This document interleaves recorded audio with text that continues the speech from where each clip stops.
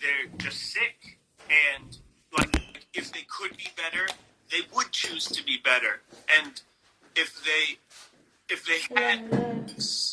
could wave a magic wand and make it all go away, they would. Because no one wants to destroy their life. No one does it.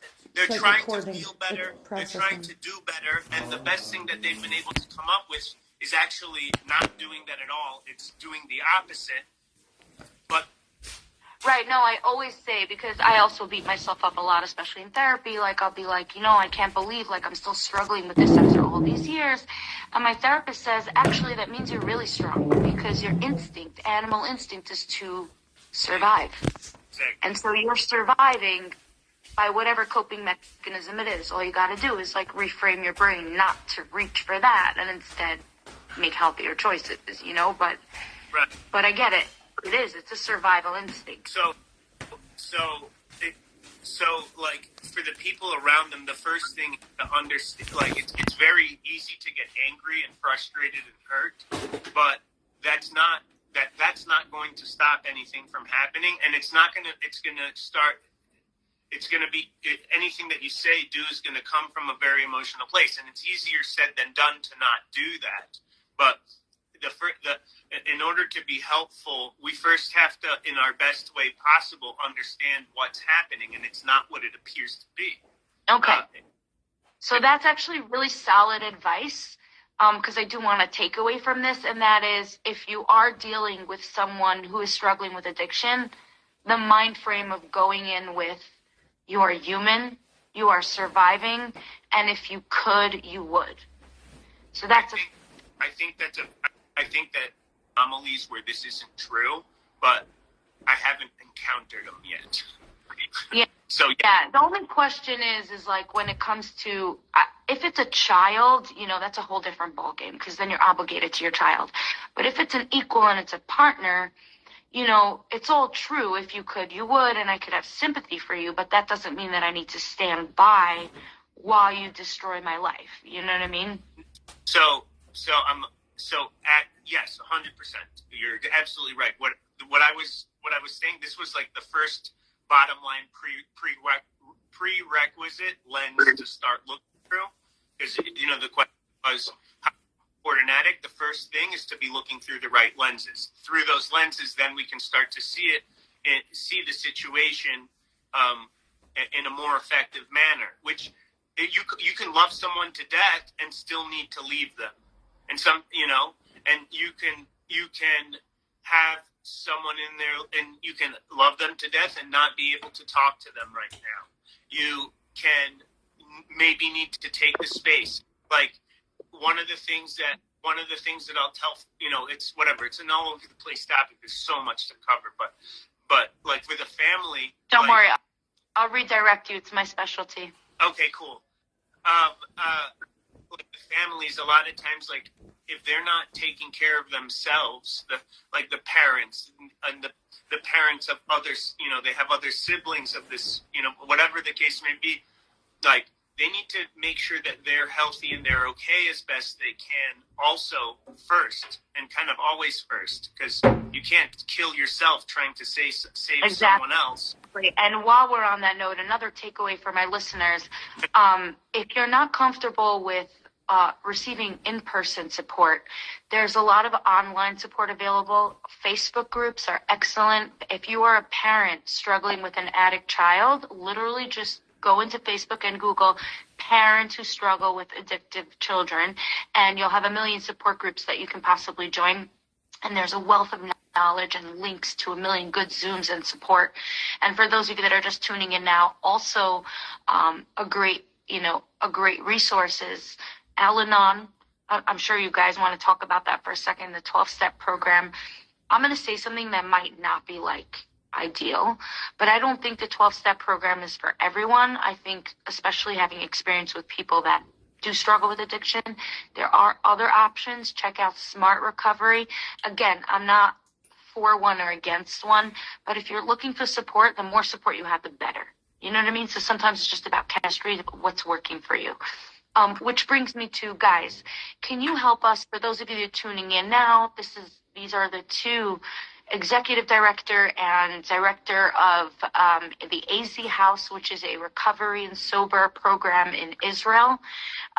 We're going to post this so you guys can see why they started this and how and what incredible human beings they are. So maybe you can offer us some helpful resources or advice on how we can support family members and loved ones of people struggling with addiction.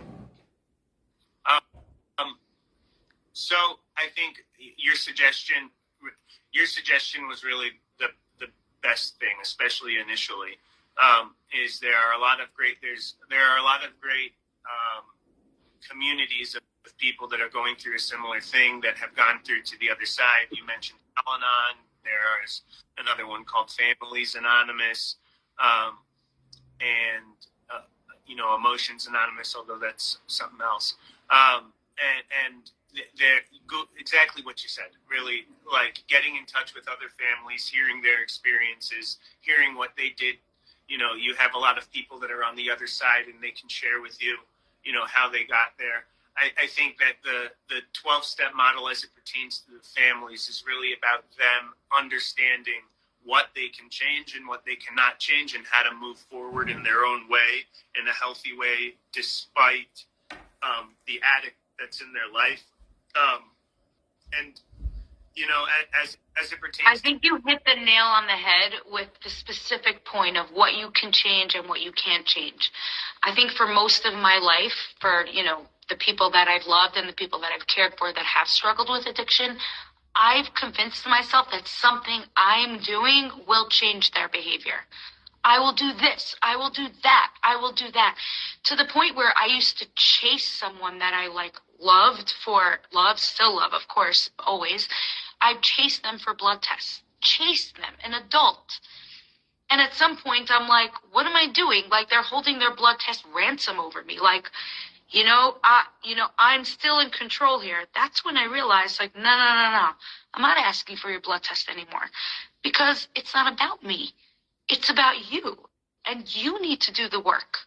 You want my help? I'm right here, but I'm not chasing you for a blood test. That just puts me at a more uncomfortable situation now. Now I'm once again responsible for manipulating a result. Perfect. I'm glad you brought that up.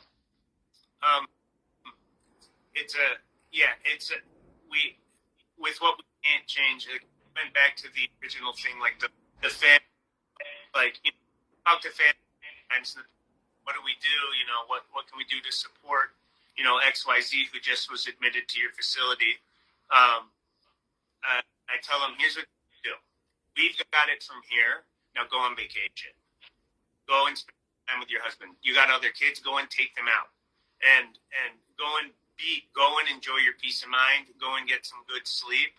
Like, your responsibility, you can change and control your own home.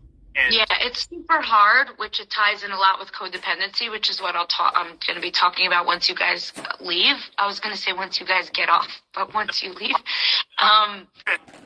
Listen, we're live right now. They're going to shut me down. They shut me down for playing Miley Cyrus's song because it was like a copyright infringement.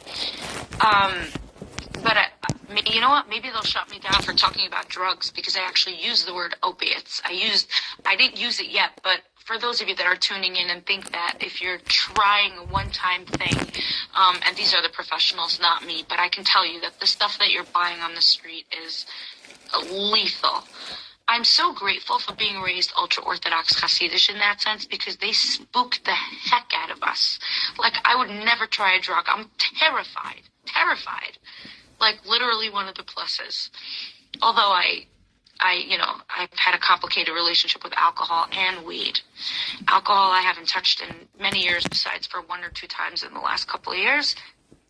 Maybe 3, 4, that's it. And each time was not a pleasant experience. And it reminded me again why I don't drink. And weed, I wasn't ever a huge fan, but during the pandemic, like the rest of the world, and post-breakup and woe is me and what else is there to do. So I definitely found myself totally dependent on weed. And I played that little game with myself where I was like, well, it helps me. I have less anxiety now, And I convinced actually most people around me that that's, and I was like, well, when I'm in social settings, I feel people's energy is so strong and a little weed just, But before I knew it, it was the weed that was giving me anxiety, and it was like a whirlwind of throw in a little bit caffeine, and it was vibes. So I definitely still struggle with it. Thank you guys so much for being on. If there's a final word that you could leave us with in terms of support, in terms of who you are, and in terms of who we should reach out to. Yeah. Okay. This is Shmuley. He's not just... I'm not just a prop doll. I actually move and I say stuff. There he is, guys. And then once talking, you're like, how do I get this guy to shut up? No. Well, that's normally what I think about all men, but carry on. Okay, good. I would end off with this. When you're looking for support, there's so many places to look, but I would suggest not selling yourself short. There's looking for support, and there's also look for success within the support. Don't just take advice from anybody. Take advice from people that their advice has worked for them or for other people. Don't sell yourself short. Boom. By the way, that goes for anything. When you lean on people for advice, they're not there to pick up the pieces when you're dealing with their advice. You know what I mean? So make sure that when you ask advice from people, it's people that would actually do what you do and have true experience and are not just, Excellent. Thank you, guys. This is the AZ House. I'm going to tag them when I repost. You can let yourselves out, sirs. Thank you so much for coming. And I'm going to keep going because we covered addiction in alcohol. We covered it in substances. We covered it in abuses. Guys, you know how to leave, or you're figuring it out right now? Are you staring at the screen trying to Great. Thanks. All right. At the end of a Zoom when you're like, bye, have a great day. And then it's like, okay. I'm super excited for my next guest. So I have about 3 minutes to talk about addictive behaviors before she joins. I'm a huge fan of her and actually have been a client of her as well. And so it's an extra honor that she's taking the time out of her busy schedule to join me on my Instagram Live. Also because she's actually running a course tonight and accommodated me in time, which is why I moved up the Instagram so that she can join me. And I'll talk about her in a minute.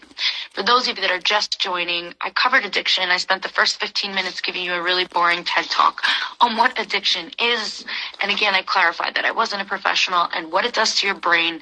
I didn't even cover what it does to your body, what it does to the people around you, and why it is that people lady, who cares? They asked.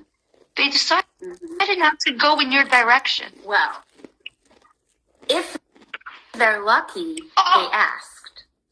I didn't have to be asked to give advice. Oh, my advice, the gift of my advice was a gift, freely given. You don't have to ask.